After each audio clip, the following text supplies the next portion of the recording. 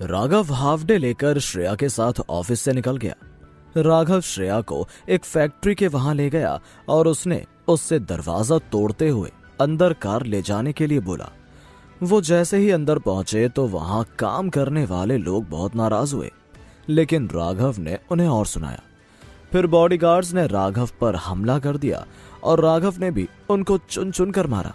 ये सब शोर शराबा सुनकर कोई चिल्लाते हुए बाहर आया। ये क्या तमाशा लगा रखा है? हर कोई उस गुस्से भरी आवाज को सुनकर पीछे मुड़ गया। राघव ने देखा तो उसके सामने शान खड़ा था। राघव को अब समझ आ गया था कि अब उसे उसके साथ क्या करना है। राघव को अपने सामने देखकर शान हैरान रह गया। उसने चौंकते हुए कहा, राघव। शान को विश्वास ही नहीं हुआ कि राघव उसके सामने यहां खड़ा हुआ था। शान ने कुछ सोचा और हंसते हुए बोला, अच्छा हिमांशु तुम्हें ढूंढ नहीं पाया इसलिए तुम यहां मेरे सामने खुद आ गए हाजिरी लगाने। वैसे भी घर जमाई होना आसान काम नहीं है। ये कहकर शान और जोर से हंसने लगा। उसके बाहर आते ही वहां काम करने वाले लोगों की भी हिम्मत बढ़ गई और वो सभी राघव पर हंसने लगे। शान ने आगे कहा, क्यों घर जमाई जी, सही कह रहा हूं ना? घर जमाई जी। घर जमाई जी सुनते ही सभी लोग वापस राघव पर हंसने लगे। तुमने हमारी गाड़ी सुबह खराब करवाई थी तो इसलिए मुझे आना पड़ा। राघव ने अपनी गाड़ी की तरफ इशारा करते हुए शान से आगे कहा, अगर तुमने कुछ तोड़ा है तो अब ठीक भी तुम्हें ही करवाना है। यह सुनते ही शान को बहुत तेज हंसी आ गई। उसने हंसते हुए कहा, तुम नींद में सपने तो नहीं देख रहे हो ना? एक तो मेरा गेट तोड़ दिया और अब ये सोच रहे हो कि मैं तुम्हारी गाड़ी ठीक करवाऊं। लगता है आज तुम्हारी सास ने तुम्हारा सर फोड़ा होगा, तभी तो तुम्हें अब कुछ होश ही नहीं है और तुम बहकी बहकी बातें कर रहे हो। राघव ने सख्त आवाज में कहा, मुझे ये तो नहीं पता कि मुझे क्या हुआ है, लेकिन अगर तुमने ऐसे ठीक नहीं करवाया तो मैं तुम्हारा कुछ भी ठीक नहीं चलने दूंगा। फिर राघव जोर से हंसने लगा। शान को अभी भी यकीन नहीं हो रहा था कि राघव उसे उसके एरिया में आकर धमका रहा था। शान ने हंसते हुए राघव से आगे कहा, राघव लगता है तुम पूरे पागल हो चुके हो। तुम्हें पता तो है ना कि तुम कहां खड़े हो? मेरे एक फोन पर ढेर सारी स्पोर्ट्स कार यहां खड़ी हो जाएंगी और फिर तुम चाहकर भी यहां से बाहर नहीं जा पाओगे। तो अब फैसला तुम्हारे हाथ में है, क्योंकि इस गाड़ी की कीमत तुम्हारे लिए बहुत महंगी साबित होगी। तो आगे जो भी बोलना सोच समझकर बोलना।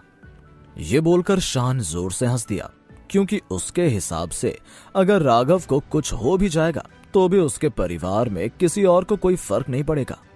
तुमने तो मुझे डरा ही दिया। तुम्हारा क्लब तो बहुत बड़ा है, राघव ने हंसते हुए कहा।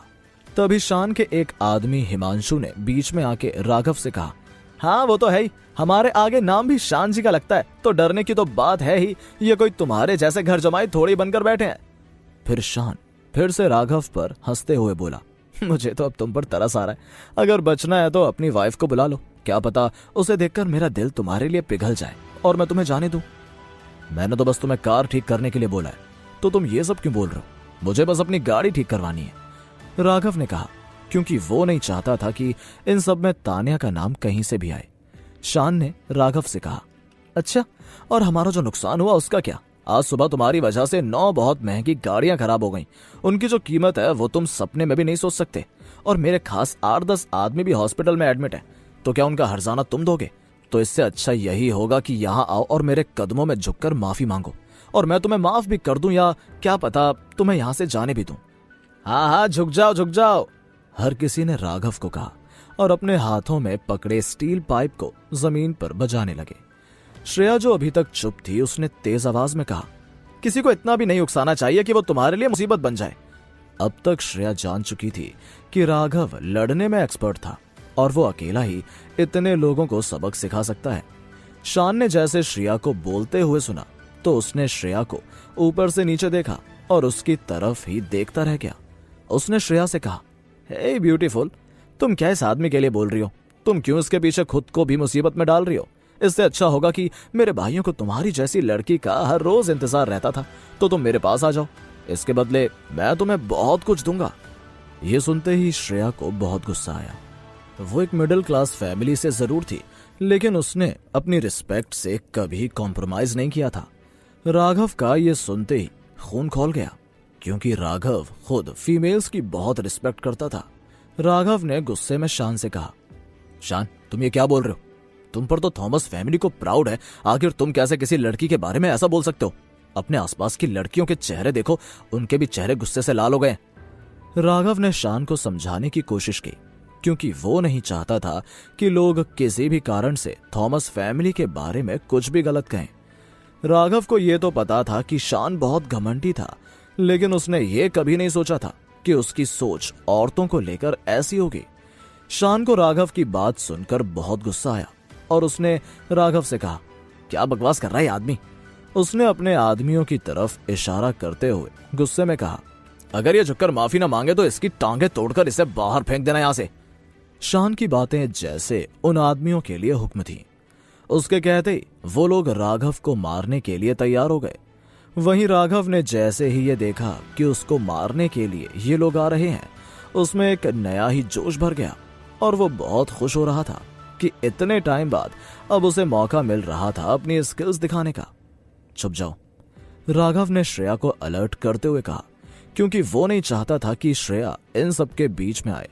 हालांकि वो जानता था कि श्रेया तान्या की बॉडीगार्ड भी है, लेकिन वो नहीं चाहता था कि श्रेया को उसकी वजह से कोई भी तकलीफ हो।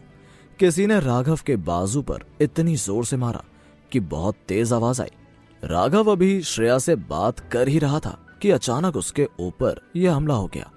राघव ने खुद से कहा, केयरलेस हो गया मैं। राघव को दर्द महसूस हुआ। जैसे ही शान ने राघव को दर्द में देखा तो वो उससे बोला, मुझे तो पता ही था कि ये सब तुम्हारे बस का नहीं है। अभी भी टाइम है, मुझसे माफी मांग लो।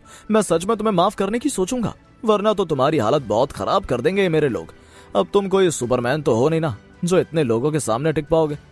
श्रेया ने राघव की हालत देखते हुए उससे पूछा, तुम ठीक हो राघव? लेकिन श्रेया इसलिए हैरान भी थी क्योंकि अगर राघव की जगह कोई और होता तो अभी तक गिर पड़ा होता, लेकिन राघव अभी भी आराम से खड़ा था।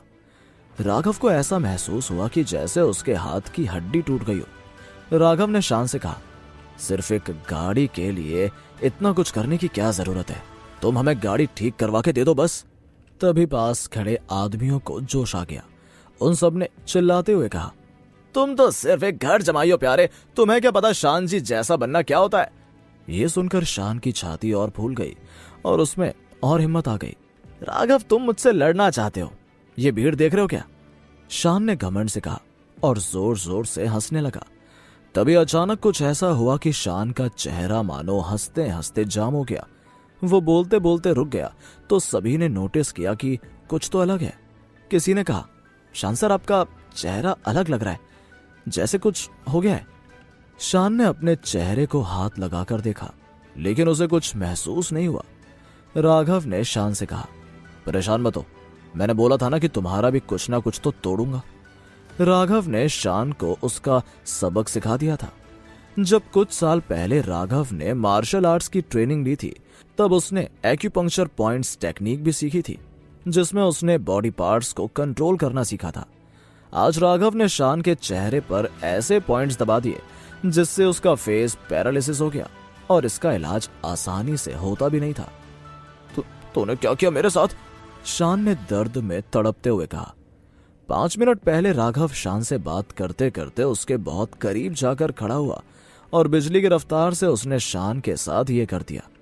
अब शान के शरीर में भी दर्द होना शुरू हो गया था और उसे समझ आ गया कि राघव ने उसके साथ कुछ तो कर दिया है। हंसने का बहुत शौक है ना तुम्हें, तो तुम्हारी हंसी का इंतजाम कर दिया मैंने। राघव ने हंसते हुए कहा, ये जादू है क्या? ये कोई जादू है क्या? भीड़ में से एक लड़की ने कहा। किसने कहा ये? मुझे जानना है कि किसकी हिम्मत हुई है इतनी? शान ने गुस्से में पूछा। ये वही कॉलेज स्टूडेंट थी जो थोड़ी देर पहले राघव को देखकर बहुत खुश हो रही थी। उसे पता ही नहीं चला कि उसके मुंह से ये बात कैसे निकल गई। अगर तुम्हें ठीक होना है ना, तो वापस मेरे पास गाड़ी और रुपए लेकर आ जाना। राघव ने जाने की तैयारी करते हुए शान से कहा, क्योंकि इस फेस पैरालिसिस का इलाज सिर्फ वही कर सकता था। श्रेया और राघव वहां से भागने लगे।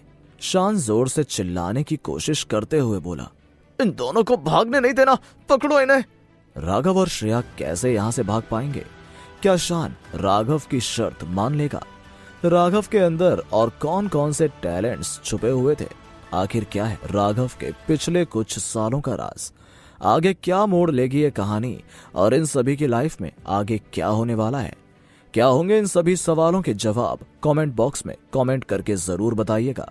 और आगे की कहानी जानने के लिए सुनते रहें राघव बन गया जेंटलमैन, सिर्फ पॉकेट एफएम पर।